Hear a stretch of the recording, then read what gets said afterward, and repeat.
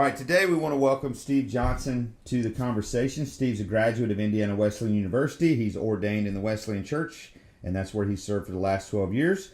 In 2006, he moved to Western New York to serve in student ministries, and that's also when he met his wife, Lindsay. They now have 2 kids, Ava and Charlie, and in 2014, they left their church to become bivocational and go to the city of Buffalo and plant a church. It's Anchor Church, and they just started public services in January of 2016. Steve, thanks for joining Jeremy and I today for this conversation. Yeah, I really appreciate being here, and it'll be good to talk. So, a couple of things that prompted this. Steve, we had kind of known each other through social media, and then at General Conference, which was in Buffalo, I really wanted to have the opportunity to talk to you about Anchor Church. And just time didn't permit. And then yesterday, after church, I think you, like a lot of pastors, went into Sunday morning and preached. And then it was after church that we found out about the Orlando shooting. So talk about your experience in church yesterday. Because the first thing you say in your video is, man, that's the worst sermon I've ever preached. So talk about the heart behind that video and what you were feeling as a pastor.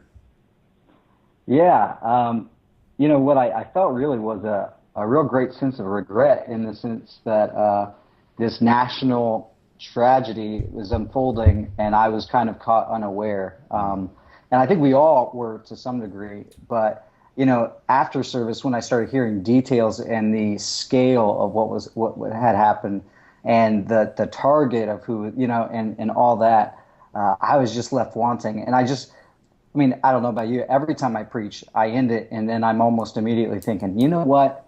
If I could preach that again, this is what I would have done. Yeah. And so I think because of the events, I just thought, wow, I had maybe the perfect passage, for the event or for the time, maybe, or a very good one. And but that was a whole side of things I really didn't touch on. And so I just was like, man, thanks to technology, I can kind of have a little bit of a do-over, or a little bit of a chance to kind of add an amendment on to the end of it. And so that was my motivation, was just I had such an inner conflict of like, man, I had an opportunity, and I didn't want it to slip by. Yeah. See, I was in a little bit of a different boat, because our church is in this really weird season of transition where we've had a lot of young couples leave for ministry opportunities, and so that was kind of the basis of my message, but also kind of off some of the themes of General Conference. So I texted some of my buddies and felt like, man, I felt the Spirit in that message more so than I have felt in a long time, and I felt like, man, if I could preach like that every week, I would be very happy. But in the midst of that, my first point was about focused prayer. And so coming off of that, that's where we're at. Wednesday night when we meet for Bible study, we'll spend a dedicated time in prayer as a church, not just for the situation in Orlando, but for just the hearts of men around the world. That we live in a culture where so much violence has been sown into it, that we're reaping that. And it was definitely painful. And I guess I'm like a lot of people. I found out about it on Facebook. That's where most people get their news. Jeremy, where were you at when you found out about the shooting in Orlando? I caught the news that early morning, and then watching like Meet the Press and those type of news channels, just more of the details. News was coming in. More people were actually dying. You had like 50, 60 that were injured, and then reports of 10, 20, and that number of deaths just started to grow. And it's just like, man, what is going on? Yeah. And what they're saying now, what is it? The largest mass shooting in U.S. history. Yeah. All because of the one word I kept hearing over and over again. It was the word hate. Yeah. And so it was just devastating. You sit back as a follower of Christ, and you're sitting back thinking, why? like what in the world is happening, and there's no answers, a lot of emotion, a lot more questions than answers, both for those that believe and those that don't believe, so it's tough. So, Steve, in your heart, what, not just in this situation, but how can the church be the light of the world, the salt of the earth, in a situation like this? Yeah. I think, I really think that the trick for us, I think at times, is we I think we have the answer. Like, to the problem of humanity and the world and its brokenness, we have the answer. His name's Jesus. The problem, I think, is sometimes the church, we're too quick to want to give that answer, and not just, and I think and not give people just a space to be and to wrestle. And I mean, there's a time, one time Jesus said, don't feed your pearls to pigs. And in a sense, he's like, don't give truth to people when they're not ready for it. And I think in moments like this, we have the answer, but it could be very insensitive to try to give it. And I think one of the things the church is, one of the blessings of our culture is that the church is still seen as this place of where people could maybe have space and just to be. And so I think that's one of the things we could really do is, like, we're going to be doing a prayer vigil tomorrow night. And part of it's just going to because people feel like they've got to respond or do something, or they've got to, this is so unresolved. But we don't have to, like, tie it up with a bow. We can, like, really create a space for people to kind of lift up their questions and their hurts to God, Yeah. I feel like in a situation like this, there's always going to be this tension between the church and the homosexual community. Right. And I feel like it is good and healthy to, within that tension, wrestle with that tension, but like you said, leave space for conversations. That tension and where we disagree on things could drive a wedge. It could drive us apart. But in a situation like this, I really feel like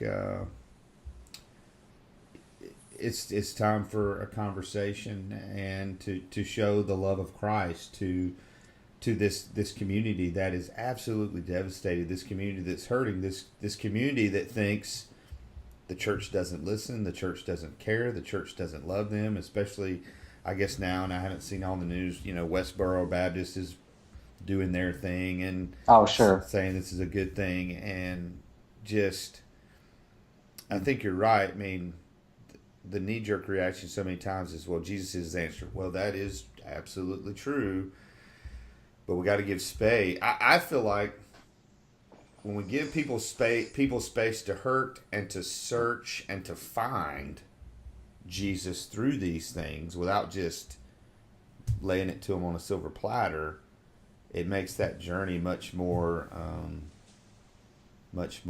significant. Jeremy, let me ask you, how can the church use, within the Christian community, how can the church use something like this as an opportunity for spiritual formation to maybe grow in our faith and grow in our love for Christ?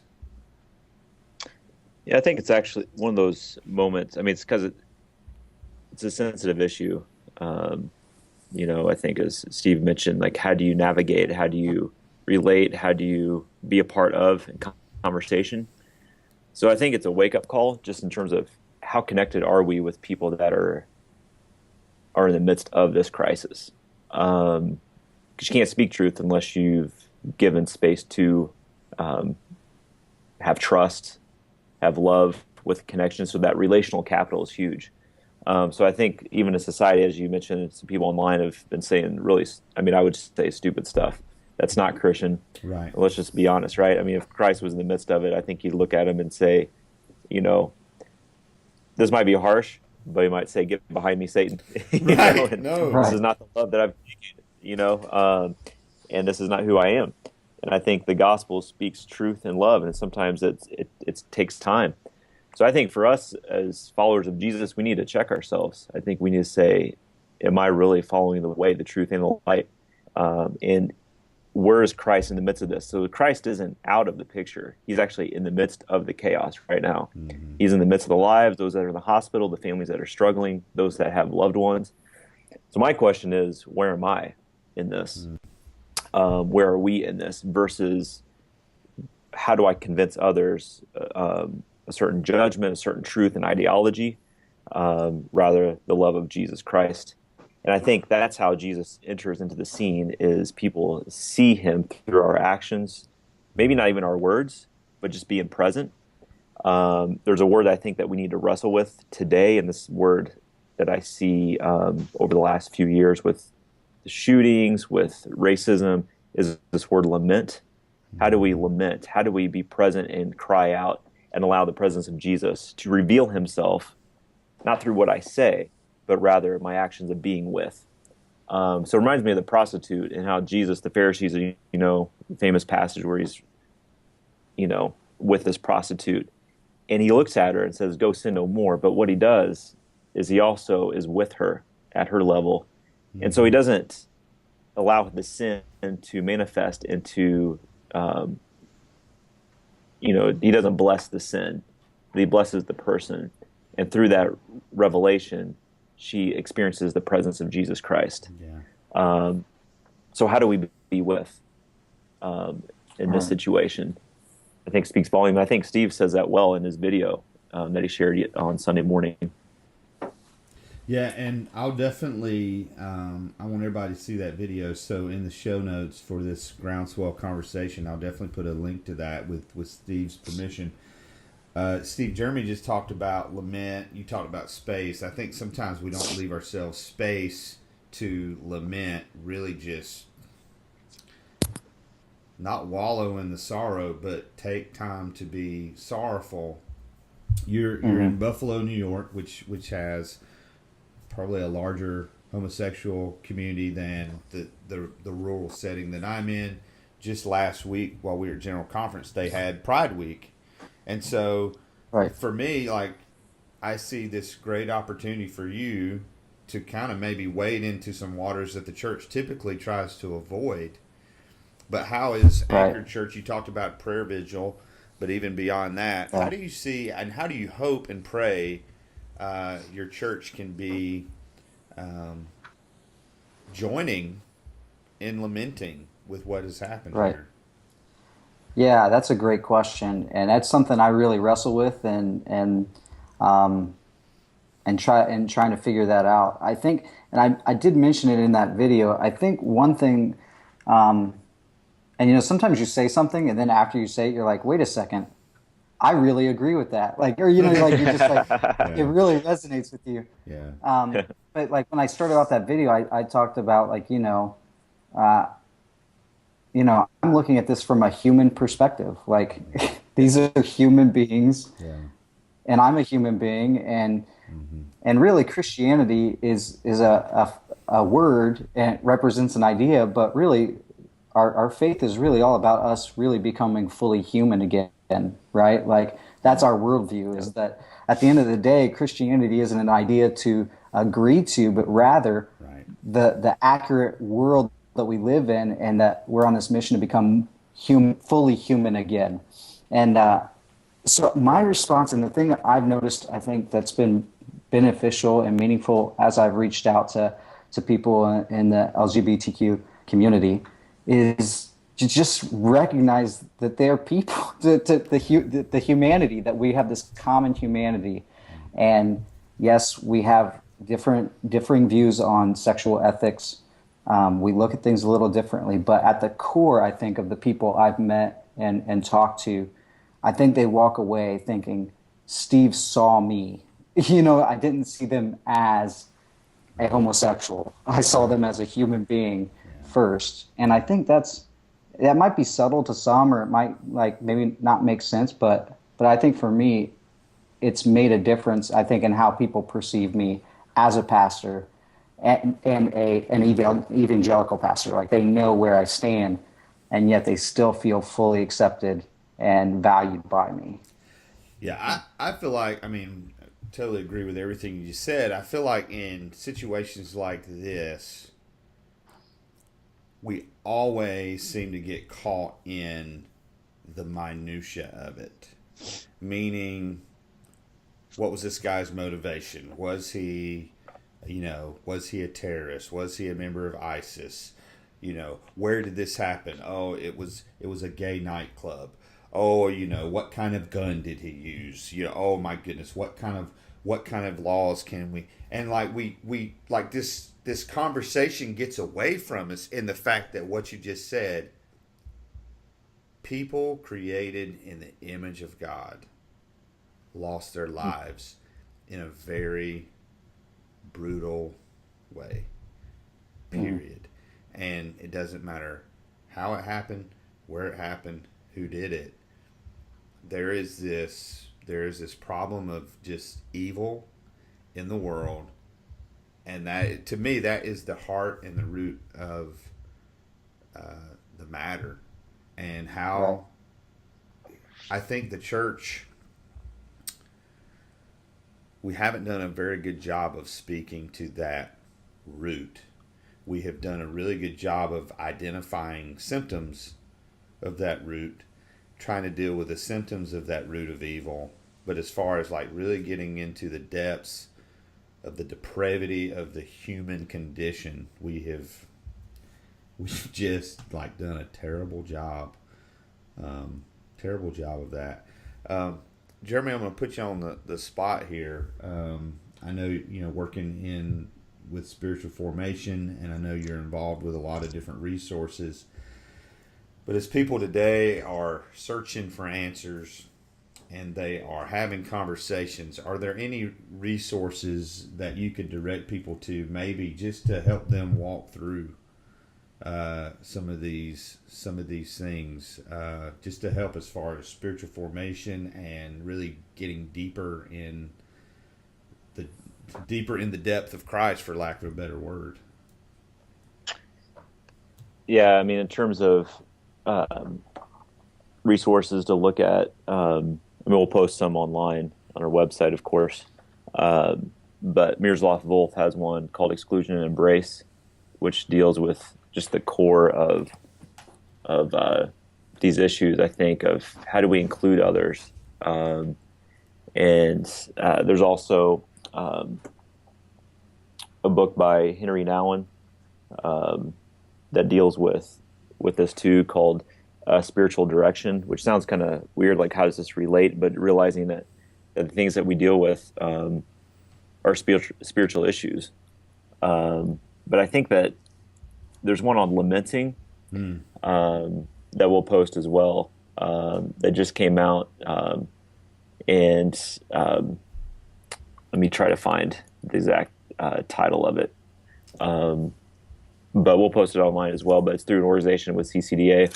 But this idea of lamenting, I think, is something that as a Christian body, we don't truly understand, especially the evangelical church. And it's a practice, I think, that is necessary for such a times as this. And that's the thing. I mean, Steve, you talked about this idea of humanity. I mean, N.T. Wright talks about God came to make things right. And so making things right is that relationship that's broken, that we're broken people. All of us are broken people. But when Christ enters the scene in our lives, inside that narrative, he makes things whole and complete, makes everything whole and complete, not just people, but also society, communities. And you talk about you going back to the city of Buffalo. I mean, I think that's the passion of yours is the people, yes, but also everyone that's part of Buffalo, the east side, the west side. I mean, the history there of how that's even polarizing. So how do our systems of injustice become systems of peace and prosperity for the sake of all? And I think what drives us is this ideology. We saw one person with an ideology of hate come in, regardless of what side they're on. And I think when we can even in the name of Jesus have the same ideology and hate, and lose the gospel for the sake of the gospel, if that makes sense. That sounds harsh, but I think as Christians we need to check ourselves and say, are we becoming those in which we say we hate, and we become like that? when Christ says no, love. And yet for us, I think as Christians, we think love is something that we're giving a ticket to someone to allow them, kind of this grace card of, but we're not the ones that saves, right? Jesus does. Do we really believe that? I mean, do our actions really believe that Jesus is the one that saves, that transforms? And so in the midst of this this issue here, there's a lot of polarizing thoughts and words coming out of the church right now, in the world, in the news. And I think this is a crucial time for us to stand up and say, this is what we believe through how we act, through how we love, how we come alongside. And we might not have all the answers. We might not actually see the fruit of our actions, but it will be fruit that lasts, I believe. So, Steve, if people are watching this today and they watch your video and they just want to connect with you online, like I said, we certainly don't have all the answers. We're trying to spark a conversation, but if people want to continue this conversation with you, where can they go to meet you online to do that? Right. Well, they certainly, can contact me through Facebook or even begin a discussion through that video, like through the comments. I'll keep on that and respond to those. People could go to the church's website, anchorbuffalo.com, and there's means to contact me through that, and I reply pretty quickly. I think those probably are the two best ways, and I would love to do that because it really is a conversation that needs to continue.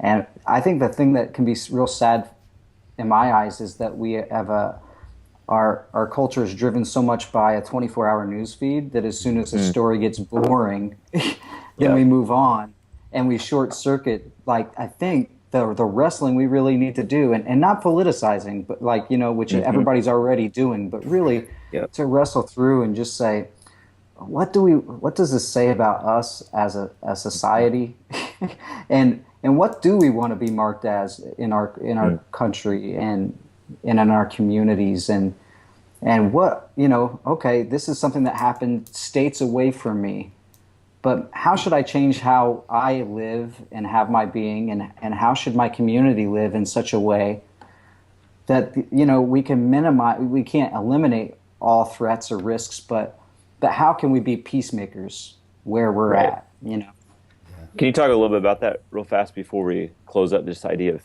being peacemakers? Because that's huge, and yet I don't think we totally understand or comprehend or even practice peacemaking. Right. Well, I preached on that subject this past week. So, but I think it's pretty clear in Jesus when he's talking about being a peacemaker. Blessed are the peacemakers. To be a peacemaker, in a sense, you have to take yourself out of it. And what I mean is this, that there's a peacemaker is somebody who doesn't have a vested interest. Like, they're looking at parties outside of themselves, and their focus and intention is how to bring two people or two different sides together. So a peacemaker has to kind of empty themselves of their own self-interest. I think that's a big part of being a peacemaker. But it requires empathy. It requires mercy and this desire of bearing the burden of other people in order to help bring about something better. And so a lot of times we'll get on Facebook and we'll have plenty of sympathy and all this other stuff, but that's different. And we can even have grace. Grace, you can. I heard this said by Tim Keller. You can have grace without mercy, but you can't have mercy without grace, because mercy not only is giving something that's undeserved, but it's also willing to bear a burden. Like, mercy means you're willing to take it onto yourself, and you can give people lots of grace without actually ever getting involved. Yeah. So I think to be a peacemaker means you're willing to have mercy and engage in some way, and that's what everybody, I think, listening to this hopefully will have to do after we talk is just to wrestle with, well, what does that mean for me? How can I bear a burden? How can I engage in being a peacemaker in my community? That's That's powerful. Yeah, I mean, in our own context, we can lament, we can be with those away from us, like what you said, like your heart breaks for those in Orlando. But how do you actually live this out in Buffalo in your own neighborhood community as followers of Jesus? Yeah, that's powerful. It's a good word. Right. Heath, you mentioned a book. The book I was thinking about is called Prophetic Lament by Sung Chin Ra, Yeah. and it's called Prophetic Lament: A Call for Justice in Troubled Times. Um, and I heard him speak a little bit from this book here, and very powerful message. So definitely something I think would be a great resource for such a time as this. Yeah. Also, we did an interview with Jim Lowe, who just wrote a book with Chris Bounds called Unholiness, dealing kind of with the evil in our own heart. And all these books that we've talked about, we'll put links to them in the show notes with this episode. Also, all the information to contact Steve will be there, a link to his Facebook video. We're trying to get, Groundswell's kind of been on a hiatus these last couple months. As many of you know, I've been dealing with my wife's illness, but I'm very excited. I'm very excited to kind of get things up and rolling again. We've got a lot of great conversations that are coming back out, but really just love how God sparked this conversation. I appreciate your heart, Steve, and just really the guts to post that video.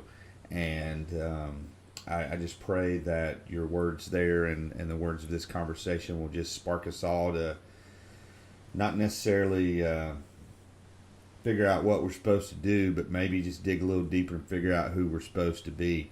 Jeremy, where can people go to connect with you on social media?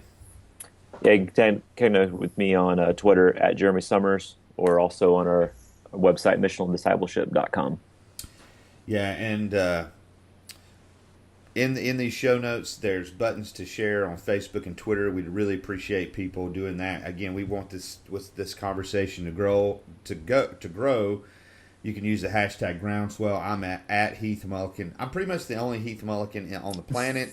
So anywhere there's a Heath Mullikin, it's probably me. So Steve, God bless you in your work there in Buffalo, and I'm excited to see where God takes all this and how He uses it for His glory in the end. So for Jeremy Summers and Steve Johnson, I'm Heath Mullikin, and we appreciate you being with us today.